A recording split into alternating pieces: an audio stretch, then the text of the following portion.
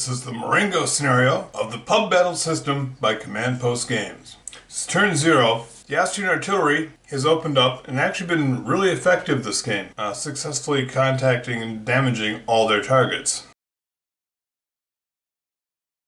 That is the end of the Austrian surprise move. Now we begin turn 1.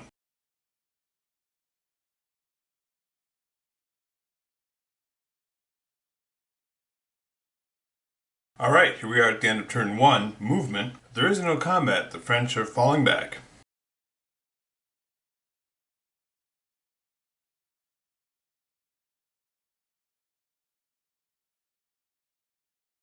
Alright, end of turn 2 movement, and we have combat. Remnants of Chambrel-Hark's division destroy the dragoons, drive back the grenadiers, before falling back themselves. French heroics are on display. Turn 3.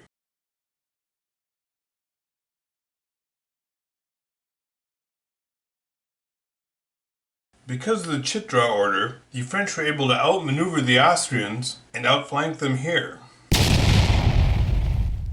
But the grenadiers drive them off. Although now both Austrian grenadiers' blocks are spent, the Austrians are going to have to consider unpacking their bags. Turn 4.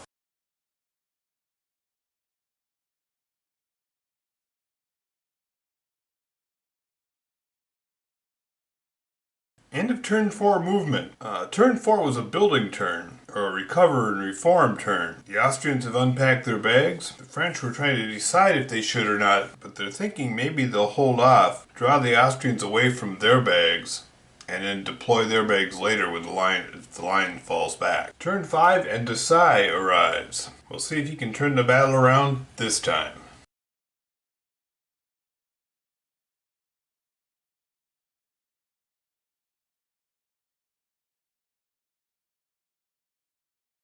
And a turn 5 movement. Desai has come on. Again, the French have managed to outflank the Austrians on the attack. We'll see how they do this time. The Austrians lost some artillery and the grenadiers had to fall back. Turn 6. Now Victor's corps is totally spent and they would really like to unpack their bags. But the Austrians need to destroy the French army, and as long as the French army doesn't deploy bags, and can make it without deploying their bags, it'll be very tough for the Austrians to get any ground with that. This is going to be a very hard row for the Austrians. Turn 6 movement.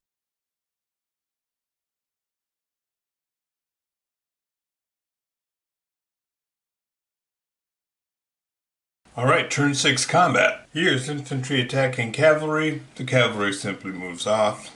Dragoons attacking dragoons. Champeau's dragoons are destroyed by the Austrian Liechtenstein dragoons.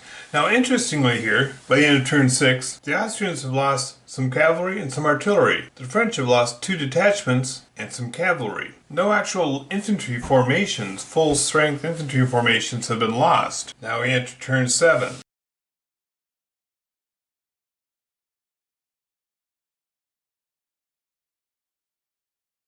Okay, here we are, turn 7, combat. Now what has occurred here is Napoleon has decided to make his line, and Melas was drawn last, so he got to decide what combats he wanted. It looks like he wants a lot of combat. Let's see how this goes. Bam!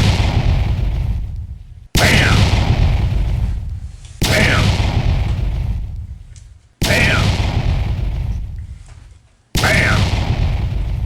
Alright, now this has been devastating. The Austrians lost 1 block of infantry, but the French lost 4. Desai's corps has been severely compromised. The only hope the French have left at this point is Napoleon is still fresh with his guards. And they're here, and the Austrians are trying to get off here or here. So if the French don't lose any more units, if the French lose one more infantry unit, the army's broke. If the Austrians don't do that, but manage to capture this point or this point, and I'm thinking it's going to be more realistically this point, then they'll win that way. So here we are, turn 8. It's anything but decided at this point. A French victory is off the table at this point, I believe, but an Austrian victory isn't certain. They have to either capture an exit, the supply line, or destroy a French unit.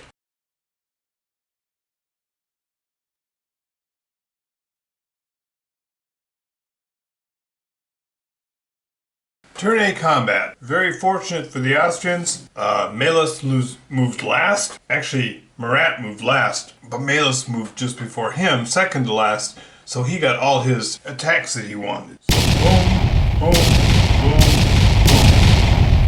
Alright, the French have managed to pull out a stalemate. End of turn 8. They were able to retreat out of all these combats. That was artillery firing, driving back Keim. The Guard drove back the Grenzers. There we have it. The game is a draw. And when I say draw, I mean both sides have failed their objective. Melas has failed to break out, and Napoleon has failed to win the battle. And this is critical because at this point historically Napoleon raced back to Paris, said, hey, I won at Marengo, and became emperor. What really would have happened? What do you think would have happened? Please like and subscribe.